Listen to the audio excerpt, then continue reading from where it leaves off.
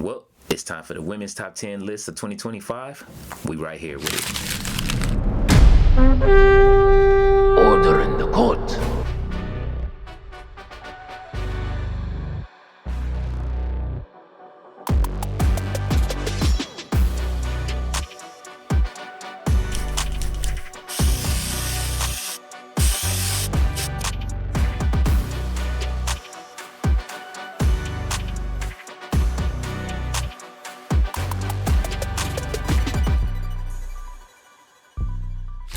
Everybody, welcome back to King's Court Wrestling Order. I am King's Leo Picasso, and today we are doing the top 10 women of 2025. This is my projection list on who will be the top 10 in 2025. Now, I know you guys probably saw my last video, which my top 10 is. So, hey, if you saw that one, this one's going to be just as mixed up. And feel free to leave comments in the comment section. I'll tell you that off top if you don't like who I have on my list. Now, number 10 on my list, I'm going to start off with Jordynne Grace.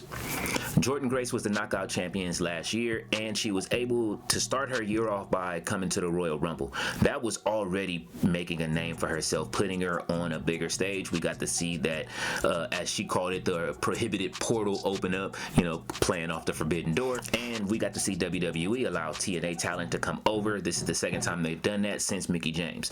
Now, it did a lot for Jordynne Grace as far as her reign and putting TNA back on the map, helping TNA kind of give them a big boost over there. Definitely people are watching TNA again, as it's been very good. But back to Jordynne Grace. Jordynne Grace has seen her TV time on WWE. She had a banger of a match with Roxanne Perez this year. She lost her title over to Masha Slamovich. They had great matches, but she carried herself with grace, no pun intended, throughout the whole year as Knockouts champion. So looking at it right now, her future looks very bright. She has a match coming up against Tessa Blanchard. We do know that Tessa's talented and that her and Jordynne should probably have a really good match.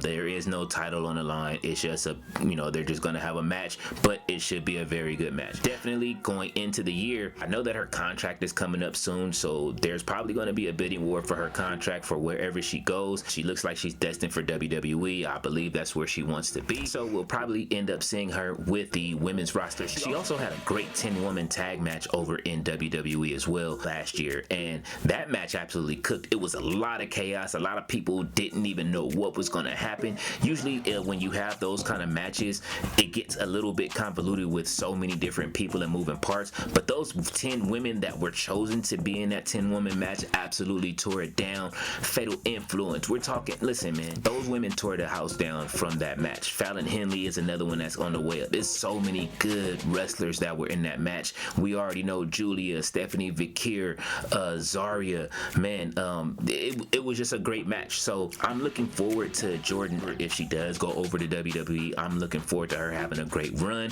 her making sure that she builds her name up even bigger in WWE. I can't see her having anything but an upside for anything that she's doing when it comes to the wrestling field and what's projected in front of her. So, once they get that contract done and she goes to wherever she goes, even if she stays in TNA, I can't see anything that won't help her get bigger, but I do see her moving over to the WWE side of things and her growing and getting bigger in her career. So at number 10 again, we got Jordynne Grace. Number 9, representing AEW / Ring of Honor, I got Queen Aminata.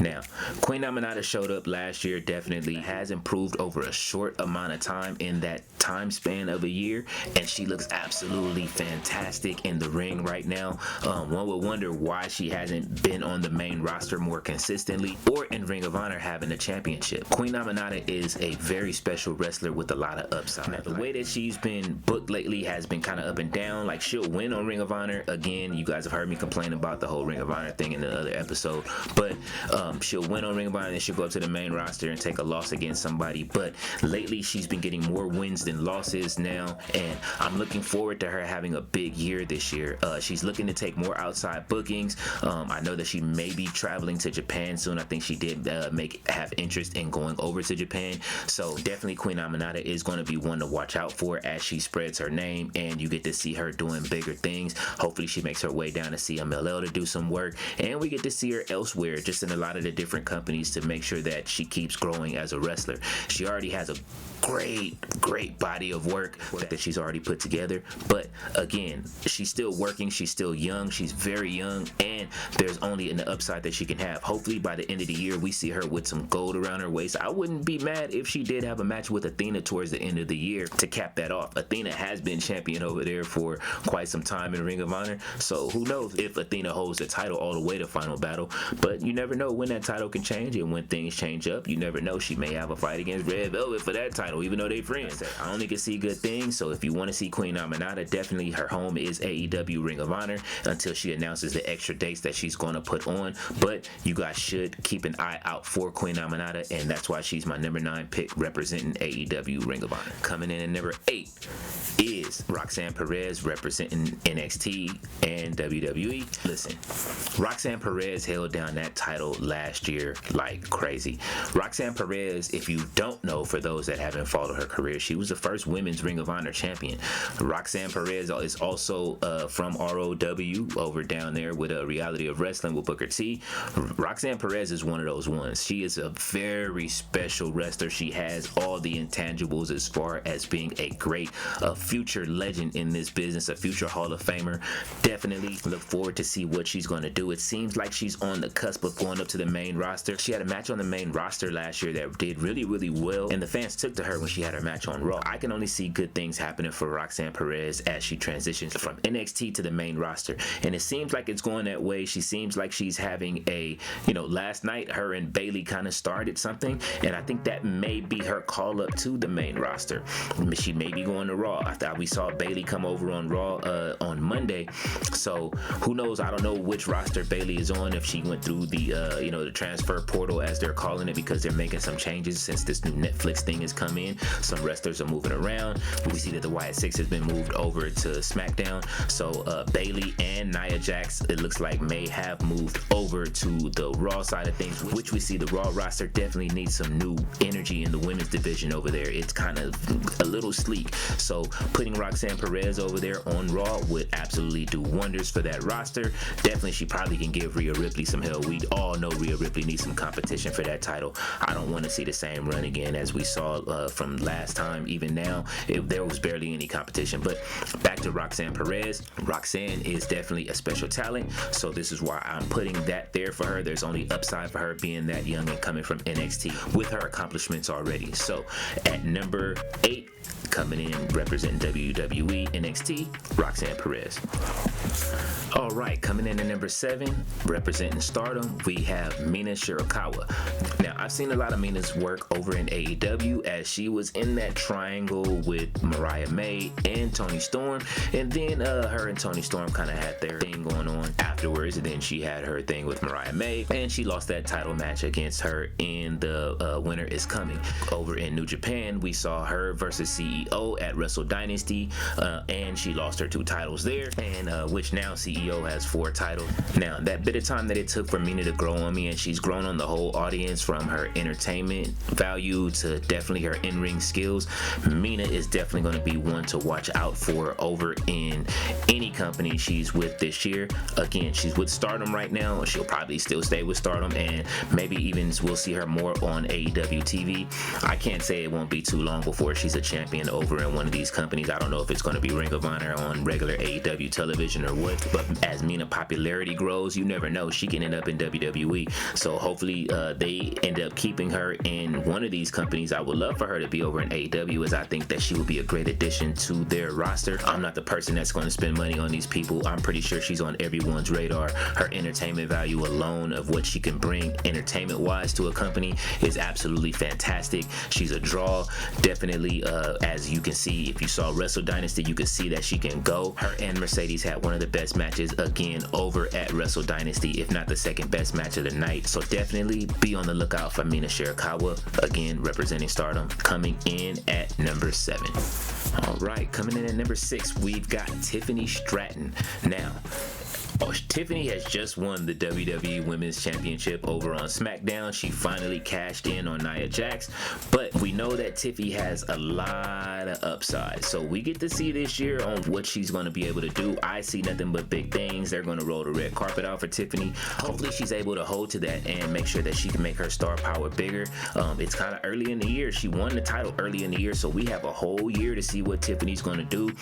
We don't know what direction she's leaning in. A lot of people keep saying that it's going to end up being her and Charlotte at WrestleMania. People want to see that match at WrestleMania. Me personally, yo man, slow burn it. Let's take some time. Let's see what she's going to do. We know what she's capable of doing. We saw what she did in that short time in NXT. Like when she was in NXT, I became an immediate fan. Now, you know what I'm saying, it kind of slowed down just a bit because of some stuff that happened online. A lot of people have forgiven her. I've yet to hear an apology for it. I'm gonna keep it a beam. So, you know what I mean, me personally, my as far as me liking Tiffany Stratton has personally, you know what I mean, I'm not gonna say that I'm in between. I wanted to hear a public apology. I'm trying to keep my politics out of it, but I'd rather would have heard a public apology from her versus just silence and saying it was an accident. That doesn't quite work for me. I'm not gonna be not critical just because I'm doing a top 10 list. I can recognize somebody's talent and separate the talent from the person, but in this instance, I'm still gonna say what I have to say. As this is our platform, we still have to be responsible with our platforms and just say, hey, we got to call it a spade just like we see it. But as far as her in-ring talent and what she's able to do, I know everybody's ready to see Tiffy time. There's a lot of people that are her fans, and she does deserve it. She's a hard worker, but again, we'll see what she's capable of doing this year. Like I say, she won the title at the top of the year. We'll see what happens by the time WrestleMania gets here, and if she's able to hold on to that title until WrestleMania, even afterwards. She has a lot of competition in front of her. Everything is set. It's not like she has to look for people to fight because she made a lot of enemies when she came up to the main roster. You got Bianca, you got Bayley, you got Jade, you even got Mi Chin, who she slapped on the first night of her coming up to the main roster. So she got smoke with a lot of people already. So that Tiffany has won back a lot of good faith with some of the fans. Just due to keeping her head down and continuing to work throughout that time. That whatever happened online. Y'all know what it is already with the little post that she had.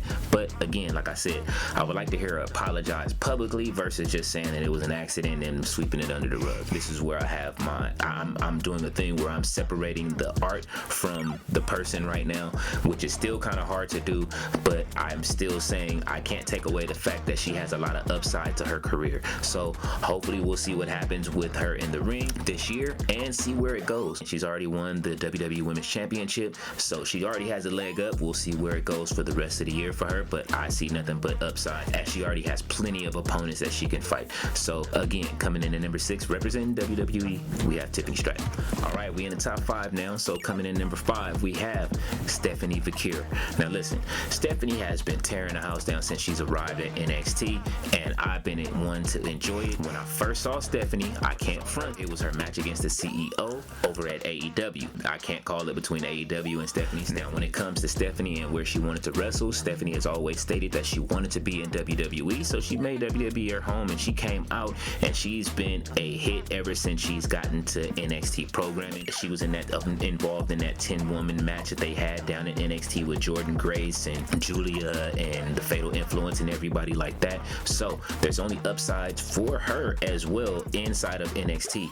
Right now she's chasing after the North American Championship, and she came up short as Fatal Influence did slow her down by putting a stop to her winning that match for the #1 contender. So it seems like they're slow burning Stephanie right now. They're not just going to go ahead and give her the title off bat, which is one of the things that I wanted them to do. I'm glad they did that and they slowed it down, as we already have somebody else that's just won the women's championship. So that way, you know, it gives these other girls a chance to have a shot at the title and move some story along and give Stephanie a story and let her battle to win her title, which I do like. I love when people have to fight for what they are doing in wrestling and to move their way up. This is going to be great for Stephanie towards the future, and I can't see anything but her getting bigger. She's already fought on the main roster already when they were overseas Ortiz. I believe she fought Alba Fire, and that was a great match. So now looking at her again down in NXT, she's been looking great. She's been winning matches. The women have taken to her down there that are, you know, whichever side she lies on. So it'll be good to see which different degrees of Stephanie that we get to see. We don't know if she's going to be a good guy or a bad guy right now, a heel or a face, we don't know, but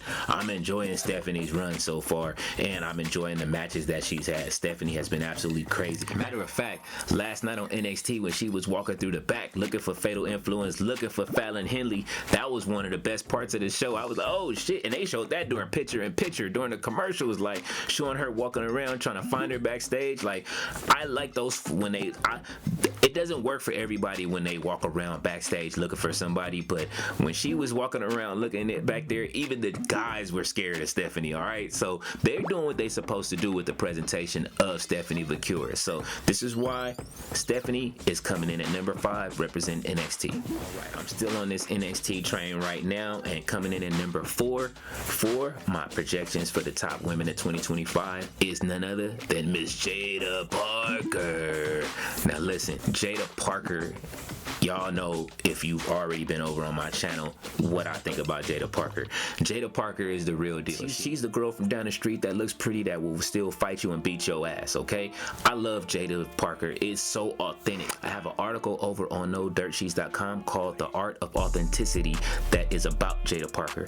Jada Parker is very authentic. This is what makes her who she is and why she's coming up so high on this list, even though she's in NXT and she's not on the main roster. And NXT has one of the best rosters around. This is why you're getting a couple of people in a row right now from the NXT roster, and Jada Parker is not one to be played with. When she hits the top roster, or even if she decides to go to another company when her contract is up, like, Jada Parker's the real deal.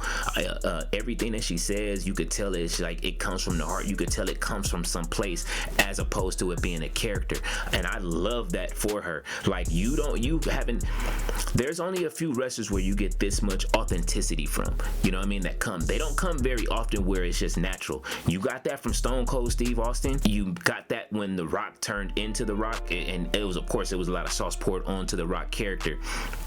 But I liken her more to Stone Cold Steve Austin as being that authentic, because it just comes off that naturally. That character is natural. That's not something that she just made up or she had to tap into to try to find. That's just actually genuinely her. So she's cut plenty of promos last year to where if you go back and watch all of those promos from her sitting back there talking to Roxanne Perez when she went for the title, and she told Roxanne she was finna slap her hitting Lola Vice with the brick. After that, the promo that she did where she told them to take the ring apart, they took the ring apart, and she was like, yo, I ain't going nowhere till you come out here. Now, she did lose that feud, but it was absolutely fantastic. Jada Parker has nothing but upside to her, going up and down from when she reaches wherever she reaches until she reaches the main roster. Hopefully she gets called up in the draft this year. I would love to see her on the main roster and see what she can do. Man, I would love to see her versus Rhea Ripley. I would love to see her against a Becky Lynch. I would love to see her against a Bianca Belair, and we gonna get that. Jada Parker is going to be one of those women that's going to be absolutely fantastic in whatever she does, in whatever roster she goes to. If she goes to AEW, I want to see her versus Mercedes. I would love to see her versus Chris Statlander. I would love to see her versus Willow Nightingale. I would love to see her versus Athena. Listen, Jada can go anywhere and be that one, you know what I'm saying? So right now, like I say, coming in at number 4 representing NXT, number 4 again goes to Miss Jada Parker. Miss Parker. All right, we still down at NXT, and coming in at number 3 we got none other than the NXT Women's Champion, Julia. Julia has, I mean, listen, we know that she was over in Stardom. We know that she's been a legend in Japan. Now she's over in WWE making her mark. Julia has already won the NXT Women's Championship from Roxanne Perez. It's been great. Again, she was another one of the women that was in that 10-woman match. You looking at the women that were in that 10-woman match, these are the top 10 women that will probably be moving up on the main roster soon, with the exception of a few others that'll probably go. But Julia, since she's been there, definitely been working on a lot of different things, learning that WWE style of wrestling, telling stories on that roster, definitely being able to gel with anybody that she's in the ring with. Julia has, you know, they were complaining about her giving the knee strike to people and saying it wasn't hard enough, like, oh, that's not even hard enough. Now they finally get to see the Julia that we get to see. When she fought Cora Jade, that was an amazing match. I didn't really get to see a lot of her Stardom stuff. I did go watch it before she arrived when they were talking about her coming over, when she was just doing a walkthrough sitting in the audience. I did go back and watch a few of her matches over in Stardom. Even when she was still hurt and she was just back there doing promos with people, like, I liked her presence. Julia has a great presence back there. I can't imagine what they're going to do with her on the main roster. It's only going to get bigger and bigger from here. If you're one of the people that do watch the main 2 shows on WWE and you don't tap into NXT, you're absolutely missing out on one of the greatest eras in women wrestling down there right now.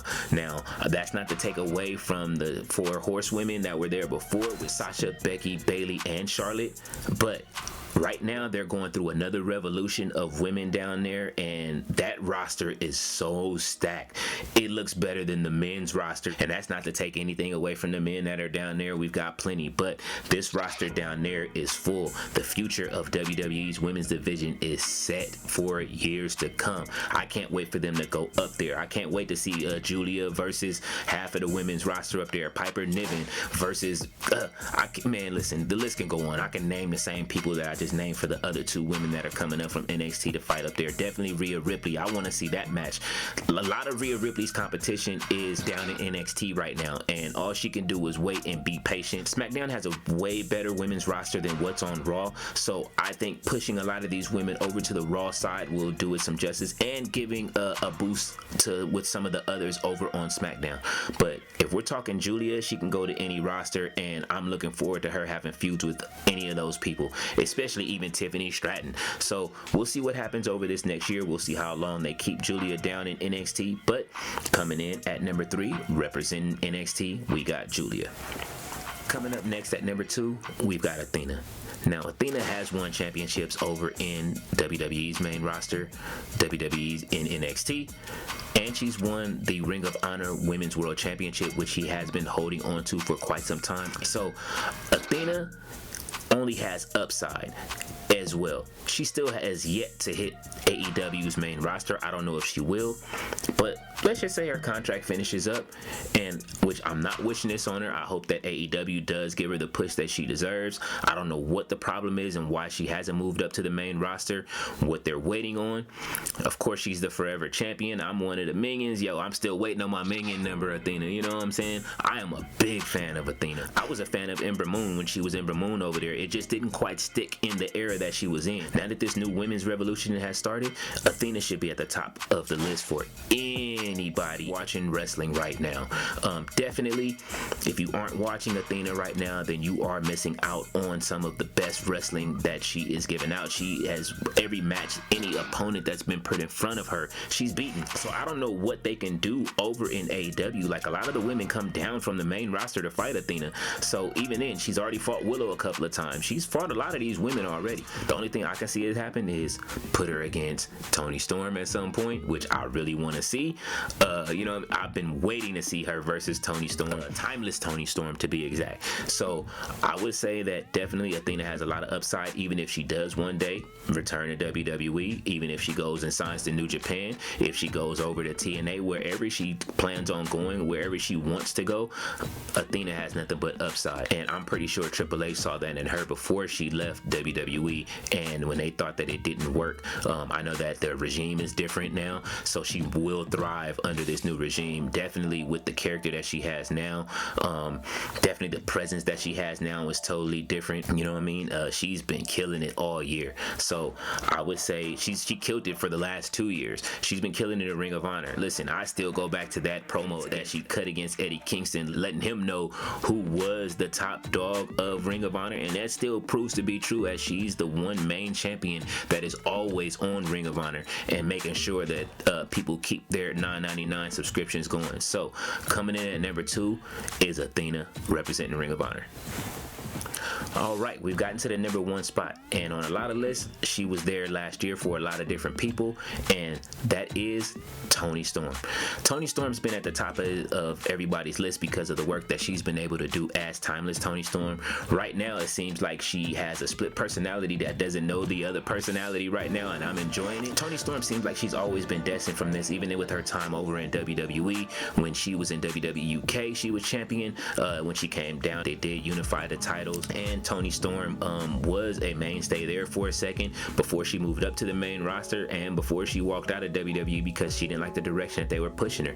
And I kind of don't blame her. She was able to go over and sign to AEW and reinvent herself, and she's had some matches overseas already, definitely in CMLL and in a couple of other places, that proves that she is still that #1 wrestler. So I see her only getting bigger from this point out and making her stock bigger. This is one of those situations where she's fought a lot of different people. Definitely, if there's more people for her to fight in AEW that can go, I definitely see her winning the title back again. I want to see her win the title again. Her character is so special that it's one of the best presentations I've seen as far as character development with timeless Toni Storm next to the Undertaker.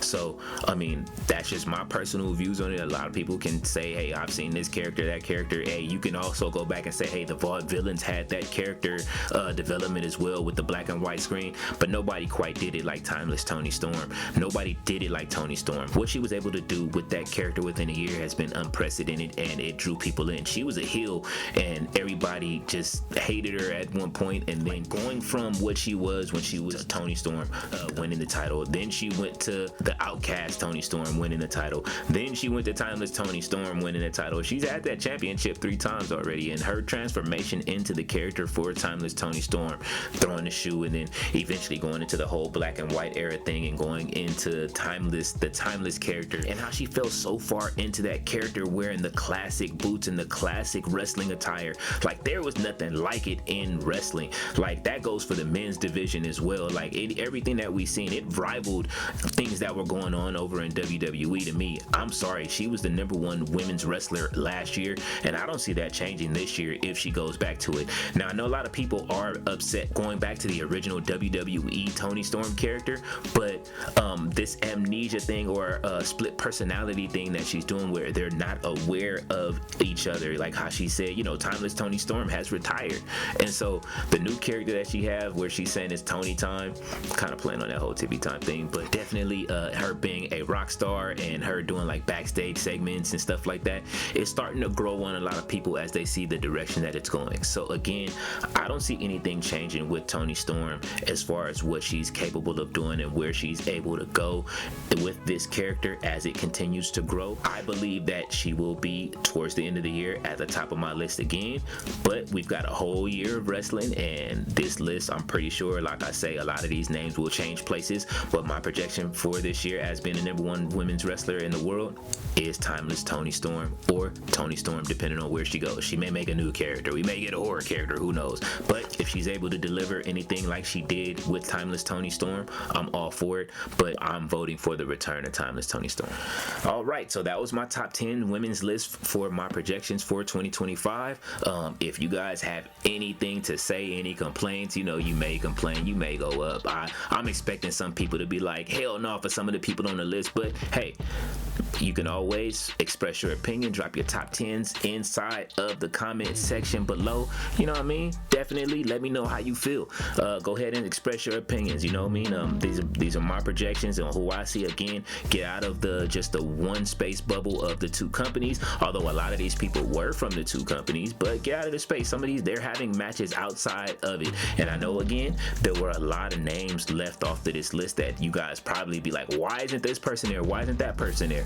Well, there's a lot of people on the rise that are on the come up, and some of these people have other people that aren't on the list, frankly, have been kind of boring, and until they change what they've been doing and maybe add something to their character, they're going to stay off of the list, and that's just the way I see it. So again, wrestling is subjective to everybody, and we'll see what happens this year. So again, thank you for coming through to the King's Court Wrestling Order. I am King Leo Picasso, and I'll see y'all next time on my next video, which will be another top 10, and next time I'll be back will be with the projections of the breakout stars that will be coming through for the men's wrestling, followed by the breakout for the women's. So I'll see you guys soon. Peace.